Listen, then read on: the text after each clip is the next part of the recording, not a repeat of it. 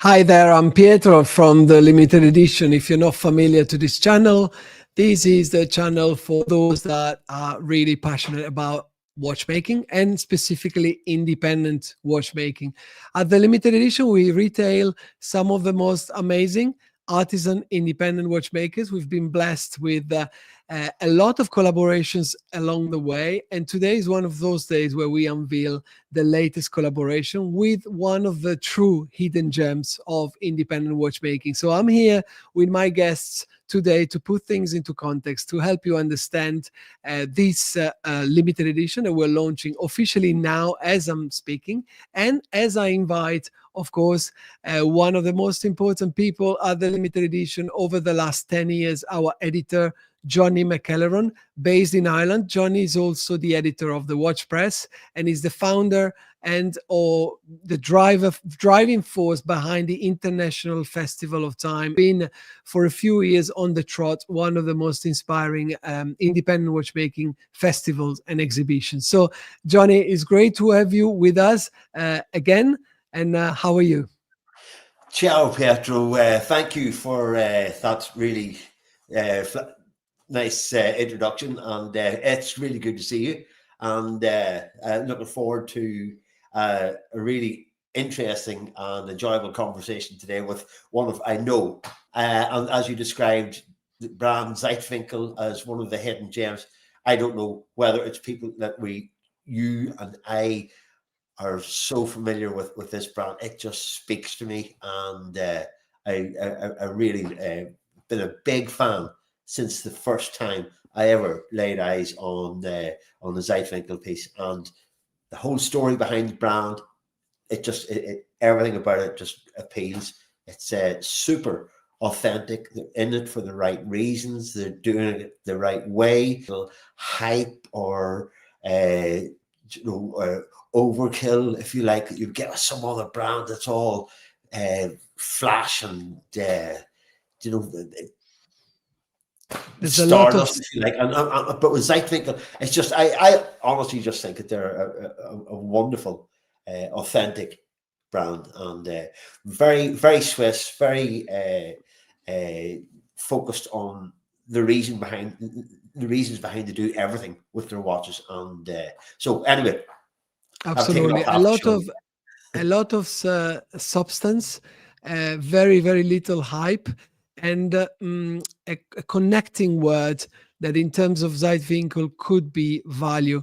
Value for a product that they propose across the line, and we hope as well in the limited edition we're launching today, that is undisputable. So today we want to linger with a watch specialist like yourself and with the one and only Albert Edelman, and we have today available to speak to us and to discuss with us and to celebrate, why not, 10 years of the limited edition Zeitwinkel. Albert, to this date. Thanks, first of all, for having me. And I hope I can live up to the praise. You don't see it because of all my makeup, but I'm blushing. So thank you very much, Pietro. Thank you very much, Johnny. Zeitwinkel, founded by three friends, is actually in its last 3 weeks of its teenage phase. We will turn 20 next year. We will be celebrating a little bit, but we're pretty busy making watches, so probably not a big party. But maybe we will do something in London with somebody. We'll see. Again tells a lot. You've always been keeping a low profile and a sober take on presenting what you do. You've never focused on marketing in any possible above the line kind of conception of marketing, but you have focused on substance across the line for the last 20 years, and that's your mission, isn't it? It's a little bit of a flaw as well, because I wanted to build watches that are all about value, that are an honest value for the price you're paying. And even today, nearly 20 years in, when we have to make a decision between spending money on an ad in a magazine or paying an influencer or something like that, or buying a new machine or buying parts, it's always the parts is always that additional decoration we will invest in rather than a short-term advertising that could replace that value. But that's also a flaw, because the watchmaking scene is quite loud nowadays. There are a lot of channels where you can communicate, and frankly, I would love to do more. I would love to reach more. Thank you very much for having us. Absolutely. And here we encourage the honest conversations. And amongst these honest conversations, Johnny, there has always been this attention that we have put in showcasing the real art of watchmaking that really brings inner value, the enhancement of inner value as opposed to perceived value. I come from the big groups. I remember, what were the costs of producing in the big groups compared to what the real value ended up being.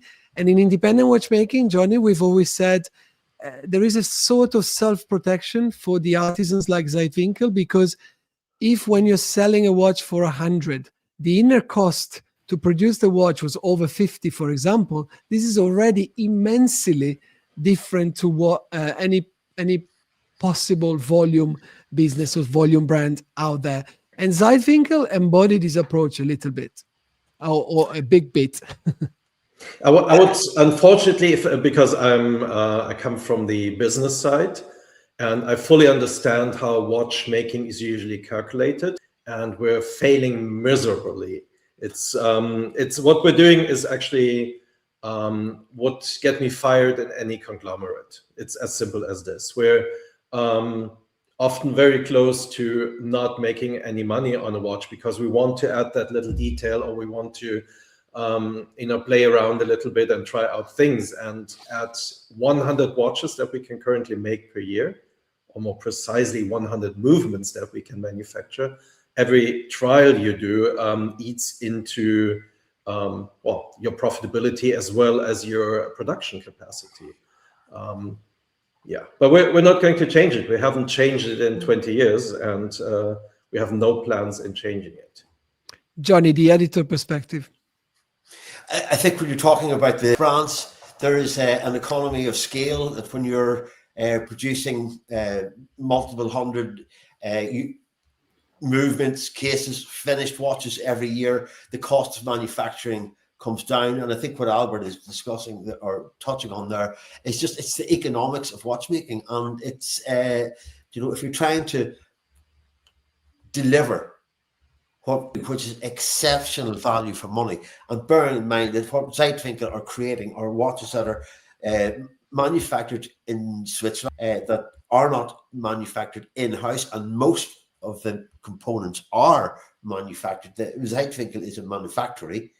Parts that aren't manufactured in-house are sourced locally. So there's a real ecosystem around Zeitwinkel, and that is they're resisting the allure of being able to source cheaper components from overseas. But again, I used the word authentic at the start, and I think it's all part of the Zeitwinkel narrative. And I think, as I said, that with Albert just talking about the economics of watchmaking, Zeitwinkel always do deliver more value for money than most other brands. And the movements are all manufactured in-house. The finishing is done with a combination of state-of-the-art machinery and hand finishing in the traditional style, using vintage machines, engine roses, etc., and just old-fashioned hand finishing techniques, down even to the components that the buyer will never see, that are finished to exacting standards. So that's why I say it's always spoken to me, Zeitwinkel, and would love to see that the guys, Peter, Max, Albert, are enjoying the journey of what they're bringing to the watchmaking landscape. And we're going to go now to show in details. I know Sam, that I thank, and is behind the scenes masterminding this whole broadcast, will now show the images of our collaboration, which is actually, before we go to go through the also a wristwatch check, because it's coincidentally, the piece that I'm wearing today. We're going to go into details, but before we go there, I want Johnny and Albert wrist check. What are you wearing today?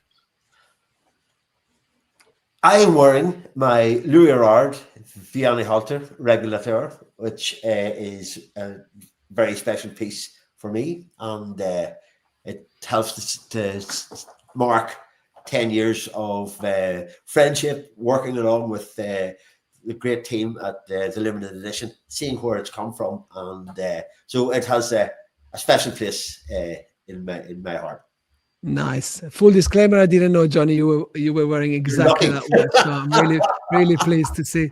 Are you wearing a watch, or you don't bother generally? No, I often don't bother because usually the hairdresser has the worst haircut. But I also often wear a watch, and today it's what I usually wear. It's the Zeitwinkel 270 degrees Saphir Fumé with a smoked sapphire dial and our patented large date mechanism. I love it. It's quite difficult to film because it reflects quite nicely in the bright lights that make me look so good here. Great. So we can subtly creep up to obviously the main purpose of our broadcast today, which is the launch of this collaboration, which is a celebration of 10 years of the limited edition. As you know, very modestly and humbly, in our mission of championing and promoting the independence, we're very happy to have found on our journey Albert and Peter and Max and Zeitwinkel.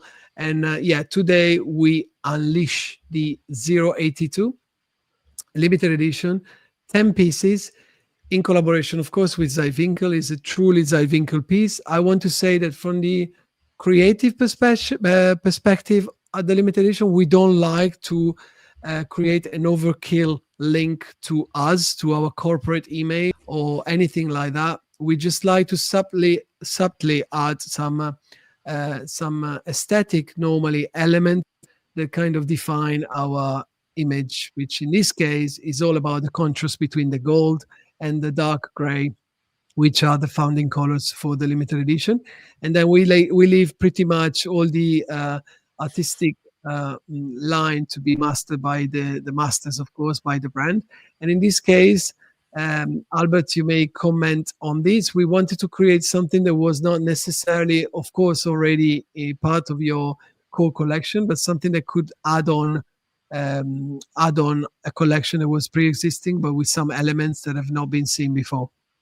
Yes, so we are known for classic watches that stand the test of time. Have been on the market for 16 years, going into year 17 in 2026, and we want to build watches that people, that collectors, that enthusiasts actually keep. What we have done here for the first time, though, ever, and there were quite a few discussions internally, is take the grained effect, the surface effect, not only to the max on the dial, but also for the first time ever on the case. So this is the first Zeitwinkel stainless steel case that has a granulated surface, quite coarsely so. And that is reflected in the gold galvanized central plate of the dial, which is in a beautiful contrast with the concentric circles in a coating that is called black ore or black gold on the chaptering below typeface numerals. And then obviously we round it off with a minute or second scale on the outer rim of the dial that is also in the same black ore, but in a different surface structure. So you have that interplay between the surface of the case and the three different surfaces, complemented by the angled hands. Which is an idea I really loved. When we launched the fact for a very long time on the perfect frosting of a dial, this dial looks basically, you're talking about granulation. It feels like a hammer dial in a way. And yeah, the fact that it then can be kind of in harmony with the case. It creates a very, very nice effect. So yeah, how would you define it? So granulated is obviously your chosen term, but yeah, frosting is Yeah, also it's I would say it's the maximum of what passes as frosted, and we like the fact that it looks it has a very, very nice color tone if you're inside or in very diffuse light. But as soon as you take the watch out, the readability remains because of the structure under the numerals and the angled hands, but the center plate of the dial, the golden color, just lights up in the sunlight. And it's an amazing effect. And the few people who have been able to see the watch in the metal, and I know that term has been used before, have really loved that effect when you take it into the sun, how it really lights up. And so on the case, can you explain to us, because at the beginning, I mean, I knew what we were doing, of course, but it's something that visually would remind of titanium. It's how you would expect a blasted titanium case to look like. But here we've worked on steel. And how do you obtain that specific, effect on the case? So what is a signature of all our watches is the interplay on the side of the case between a polished rim and a medium blasted, it's usually glass medium, side that gives this coarse appearance. And usually the bezel, the lugs, or the outside of the lugs and the backside are polished. So for the first time, you have this medium blasted appearance as well on the case, which of course could be mistaken for titanium, but which doesn't shine as bright, but gives a very valuable appearance of the metal, and it's a super nice contrast with the center of the dial. It's not super easy to manufacture because you still need the sides of the edges of the sides of the lugs and case to be polished. But we think it's worth it. I think it's super cool. Yeah, and a very contemporary look, no, Johnny. The fact that the case has kept these hollow parts on the lugs, and also there is this profiled silhouette on the case side as well, because then we will go on the movement, which looks much more on the classic side. In here, very, very contemporary with the look that we are. Yeah, without a doubt. I just would love to know, ask you, Albert, when you saw the finished article in your hand, the stainless steel, were you happy with the result? How did that? Because this was the first time Zeitwinkel have adopted this approach. What was the feeling when you saw the case, especially when you put the whole watch together? So I have to admit, I was happy that Pietro was open to the suggestion, or I think even suggested it himself, because internally with three founders who all have their distinct opinions, and I would think it's fair to say we're all pretty thick-headed. One of us never liked the idea of a completely frosted case, so and that wasn't me. And one of us always runs off and wants to try all kinds of things, and that's also not me. So I'm somewhere in the middle, but I always liked the idea of a completely frosted case. So I had Pietro as an excuse. I had the limited edition as an excuse to really try it and sort of put my reputation on the line internally. I really like it. It's super cool. There is also an element on the final piece, because these are the first pictures we've taken on the first prototype. Correct me if I'm wrong, Albert, but alongside with the logo and the centimier marking being ever so slightly darker, we will also have the profile of the case, which basically will enhance the beveling. Basically, there will be kind of more mirror polished. Yeah. Yes, the edges will be more mirror polished because this was the, as you say, it was a prototype, so there will be more mirror polishing.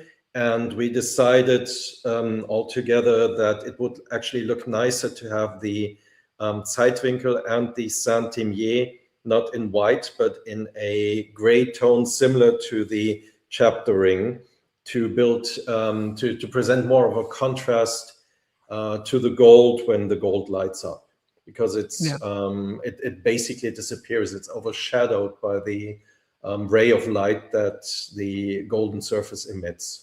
Yeah, and we have lingered on the frosted central part of the dial, which is also galvanic treated to obtain that fantastic gold that is so difficult to nail.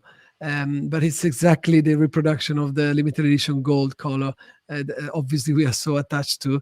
But there is a lot of work on the outer ring as well, where alongside the hand-applied numerals, you have created basically concentric waves, a concentric wave pattern, and then third layer would be the chapter ring as well, which is different. Yeah. Again, so basically it's a three layers dial. Yes, we believe in if we have numerals, or it makes sense to have a surface underneath that reduces the light reflection, and the concentric rings we use here are very good at doing that, because even if there is a reflection, you just need to tilt the watch ever so slightly, and you have a superb contrast between the raised numerals, the raised indices, and the background color, which already with its medium dark gray does not reflect the light that aggressively. Before we linger on the movement side, I want to show Johnny again, Sam, if you can point the camera to me again, the watch on the wrist. So we all know my wrist is, I mean, we all know, I have shared this with a few of our collectors. My wrist is around 18 centimeters. And in terms of proportions, I think we really nailed it, Albert. So I'm a bit of a loser because I like to wear my watch like a bracelet, which is something that I know I need to feel free. But it doesn't matter if the watch wears above or under the bone. Still, it sits a bit up because the strap is brand new. But you can see the proportions are absolutely spot on. 39 millimeters, and the thickness as well is 11.6 millimeters. Yes. Sits really, really well in either situations and in either positions. So it feels seamless with a folding buckle as well. Really, really easy to operate. I want to say something about the movement, Johnny. You were talking before about the attention to details and the endless time that Zeitwinkel painstakingly only crafts in-house, but also finishes in-house every single of their movements. And I'm sure Sam will now switch onto the movement view, so we can have a few words about this amazing movement in German silver. I forgot the name of the caliber. Okay, so we have two calibers, and this is the Zeitwinkel ZW0102. And the less objects you have to name, the more creative you get, apparently. Yeah, this is it's in-house, designed, developed, manufactured. You're using, as you say, German silver on your for your plates, which is a material that really doesn't lend itself to high volume production, and every angle has been polished by hand. Take off the plates, go in further underneath. The screw heads are all polished. Parts, as I said previously, that the customer will never and probably should never see, are all finished to the same standard, and it's just an through the Zeitwinkel production philosophy. And I think the W0102 is 72-hour power reserve. Yes, it's 72-hour power reserve on one barrel. One barrel. Yes, and as you mentioned quite correctly, the way we constructed our movements from the beginning doesn't lend itself to mass production. If we want to I think double you our have the movement capacity, there with you, yeah. So maybe if we double capacity, we need to double the number of watchmakers involved. There is nothing that can be, or hardly anything that can be done by robots on this movement. It takes a lot of care to work parts of this movement because you also cannot touch it with bare hands. The metal will develop spots if you get acid or grease on the metal, but the upside for the owner is definitely that could you push it a bit forward or backwards? It will not be. It will not be focused. Yeah. Backwards. Yeah, that's perfect. Yeah. That's perfect. If you touch it with your bare hands, you leave spots, but you would also see all traces of machining, of handling. Any mistakes you make in decorating the movement cannot be hidden. It's all in the open. So we're putting a lot of care into the anglage, into the perlage of the spaces underneath the wheels. They have much smaller perlage than the areas that are visible in the movement. You have Geneva stripes, you have brushes, you have curved anglage. There's everything in there. A lot of it is done without machines or with hand-guided machines. And it's also one of the few automatic movements that have a very, very aggressive automatic winding mechanism. Looks great because sometimes you find yourself feeling sorry for your rotor spinning up and down and obstructing the view on the movement. And in this case, rotor and also the harmony between German silver being used for both the movement and the rotor, it looks absolutely harmonious and great from the aesthetical point of view. Johnny, I know you're a big lover as well of aesthetics in mechanics. Absolutely, yeah. Well, it's the as a whole, aesthetics are so important because it's literally the aesthetics that will make the customer buy or walk on past, and so. But the degree of finishing involved here on the W0102 is it's again, it punches much higher than the price point that we'll reveal in a moment or two. It runs at a high 28,800 vibrations per minute. It's a really fabulous modern movement. And, yes, and for the fans of plug polishing, we even have a little bridge in there that is not my shore or German silver, but steel, so we could add a black polished component. For I have a question from our WhatsApp community, and if you're watching this live, feel free to put your comments right here. There is a nice as well QR code on top of Albert's head.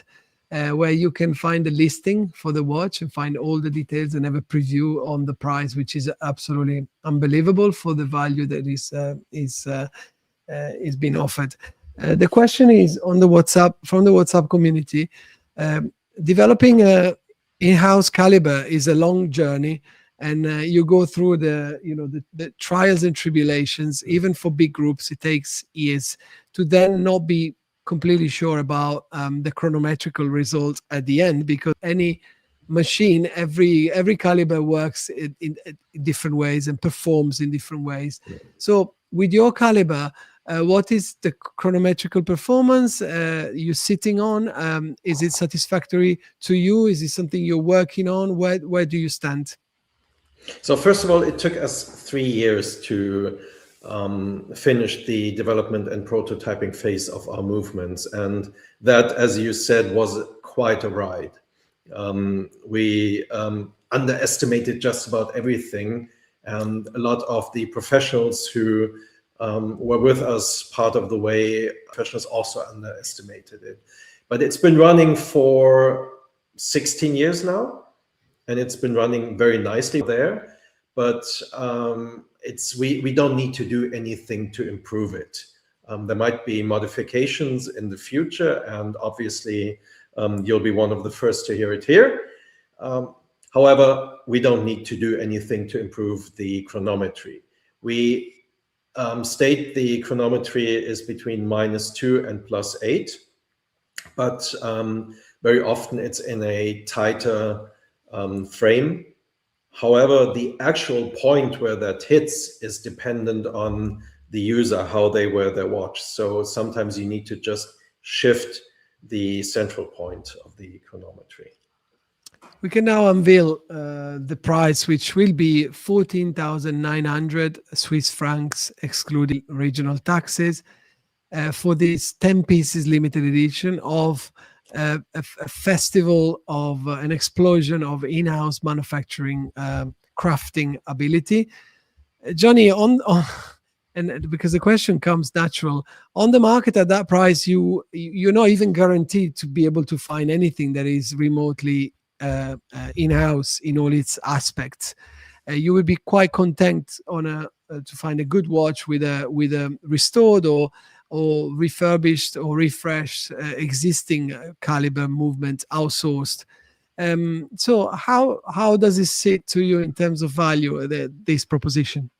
Well, for a start, I think Albert and Zeitwinkel are in company at the price point, considering, as I've said previously, what you're getting for your money. There are very few brands who will offer anything like this. You're usually looking. I don't feel it's appropriate to name all the brands. Maybe you feel that I should, but typically for a company that's creating a piece with in-house movement, in-house design, developed and manufactured movement, we're looking. It would not be a surprise to see a price tag of 27,000 Swiss francs on a piece with that level of finishing and attention to detail. And watch, if I am not mistaken, Albert, is manufactured by the same watchmaker from start to finish. So the same watchmaker works on the manufacturing movement, and when the movement is ready, it is then and tested, I assume. It's then the same watchmaker cases the movement. So it's literally taken from start to finish by one watchmaker, and then it is put through days of testing. To say probably your 5-point testing. Yes. So what we do is obviously the decoration and finishing of the components is done in batches. So we don't finish one 3/4 bridge and one balance cock, but those are several of our watchmakers working on the components. Once that is done, it's one watchmaker who takes all the components for the movement and makes sure they fit together, adjusts, regulates, builds the movement. The movement gets tested on what I always liken to a carousel for quite some time, because it's an automatic movement. Then it is partially taken apart again to make sure everything works without friction. Then it's encased and put back onto the carousel again, and then re-regulated in these 5 positions to make sure everything is perfect when the watch reaches the customer. And every one of our watches is only built after a customer order. So we don't pull something from the shelf that's been there forever and send it out. That's also why it usually takes a bit until our collectors receive a watch they hopefully keep for a lifetime. And that's amazing. And Johnny, thanks for that question, because it really elevates the human element, which yesterday I was recording the Christmas episode with Scottish Watches, and we were talking about you, Albert Zeitwinkel, but more in general as well, the fact that how the world is going totally on a digital spin at all levels. Everything is faster and digital, and yet we are here enjoying a hobby that goes exactly the opposite way, where people like yourself, rather than taking shortcuts to be able to produce more and cheaper, are actually doing completely the opposite. So is there a mission in that, in general, for watchmaking, and specifically for Zeitwinkel, that you are you care for illustrating? Oh yeah, as I said, we have three distinctly different characters running this brand since 20 years, who all have a different perspective on what we're doing. But what unites us is the design, and we're not changing the world. So let that be the caveat to start off with. Maybe you are. Maybe you are. With how the world is going, I hope to the better. What I just said. Yeah. But yeah, we want to preserve traditional watchmaking, not in a stupid way where we insist on something that does not make sense for precision, but where we also don't take any shortcuts. So we're using machines that are sometimes older than our watchmakers, that are maybe one-trick ponies, but very, very good at what you can do with them, very precise. And we're doing a lot of manual work to preserve the art, let's call it that, the art of watchmaking. And we're pretty stubborn in that, I have to admit. So we're not going to change it. Another question from our friends on WhatsApp. How much of Germany and how much of Switzerland is in Zeitwinkel? Well, I think it's difficult to say, because fan of building groups, or saying this is very Italian or Swiss or French. If you look at Switzerland, it's truly a melting pot, and we have quite a few different influences. Some of our watchmakers weren't born in Switzerland, and they bring what they learned around the world into what they do. So, but to not evade the question, we have some elements in the movement that are regarded as Germanic, such as a three-quarter plate, which, however, we use because it makes the movement very, very solid. And you have to be very precise in position, able to mount a three-quarter plate rather than 3 or 4 different bridges that are far more easier, because you only have to meet 1 or 2 points. But we also have elements, very French or Swiss French elements, like the Geneva stripes, like many round shapes we have, especially at the interior of the movement. I would say the movement is Zeitwinkel, right? Yeah. And we're all about people. We're about our watchmakers. You see traces of a specific watchmaker in your movement. Sometimes people can tell who worked on the movement. And we're all about community. So I think that's the defining point in if you would call it a mission, to see that the excitement, the passion somebody can have over an object that is completely useless in times when you can use your iPhone to tell the time. It's the friendships you make quite unexpectedly very often. Absolutely. Yeah. And sometimes you're obviously so totally immersed in this massive challenge that you have in creating watches from scratch at a certain, providing a certain value, sure value for collectors. Do you have the time to keep your mind open to look at other things around you, and to kind of take in this big explosion in independent watchmaking? Like for me and Johnny, we would have not expected 10 years ago when we started this, although we were ultra convinced that times were mature for this to happen. Do you take time? Is it important for you to also contextualize? Because sometimes I talk to watchmakers that they have no idea whatsoever, and they treasure the fact that they don't care about whatever else others do. Where do you stand? Where does Zeitwinkel stand?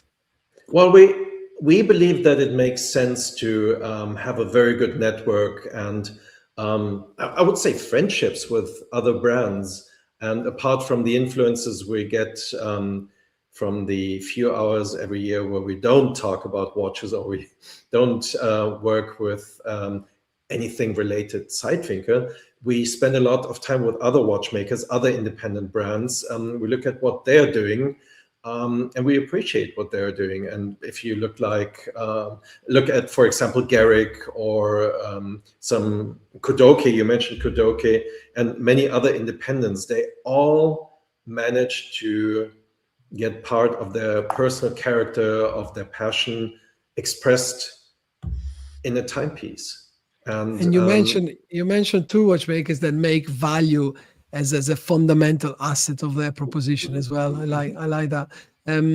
Johnny, you have created one of the best moments of aggregation relating to independent watchmaking with the Festival of Time. Zeitwinkel were part of that, and you've seen flourishing this kind of environment from the unhyped, ultra niche watchmakers that you managed to put together. And we've seen how the synergy and the dynamics between them is very, very healthy. It feels like a team of rowers, always all going in the same direction, although with their own specificities. Yeah.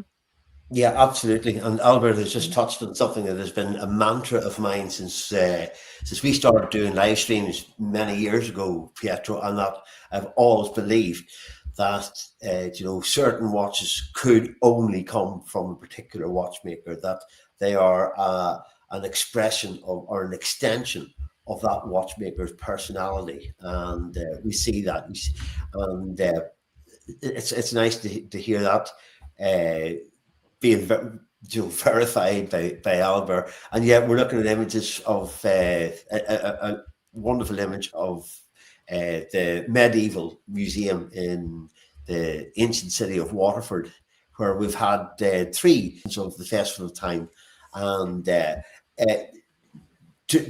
bringing these people together and seeing how they interact with each other in that kind of space where it's informal. It's really, really rewarding to see the way that everyone gets on, the friendships. Even occasionally there's a little bit of cross-pollination, and one watchmaker maybe says, yeah, maybe we could work together with another, and little surprises come out of the events like that. Unfortunately, no Festival of Time in 2026, although we are looking at doing something new in 2027 in Ireland here, and so we're already started the groundwork on that, and so look forward to bringing the Festival of Time on another step. And I think we all look forward to that. I think, yeah, it's a great thrill for me standing in that room on just before whenever we've got the glass presentation cases all set up, and just looking at the space around you before the doors open, possibly before even the watches are in. It's such a high, I have to say. It's one of the most rewarding moments of my career, and you should be very proud about it. And for 2026, we will try humbly to fill the void by replicating our own exhibition in London, which we call the Days of the Independents, like the first book that we've just published. Yeah. So we're creating a line there, like Johnny with the Festival of Time. We have taken inspiration to do something really good in London as well, because London deserves that kind of thing. Send me a ticket. Sorry? Send me a ticket. We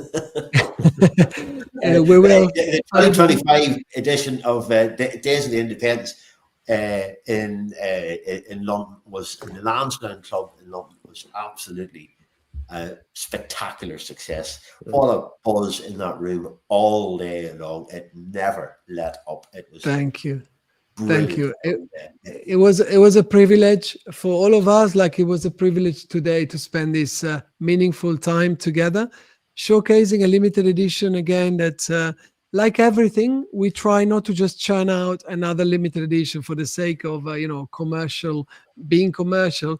There was a lot of thinking, a lot of trying to understand how we could offer clear value on an exciting piece that I'm wearing on my wrist. And we're going to recap now in its own specifications in case any of the viewers here are interested.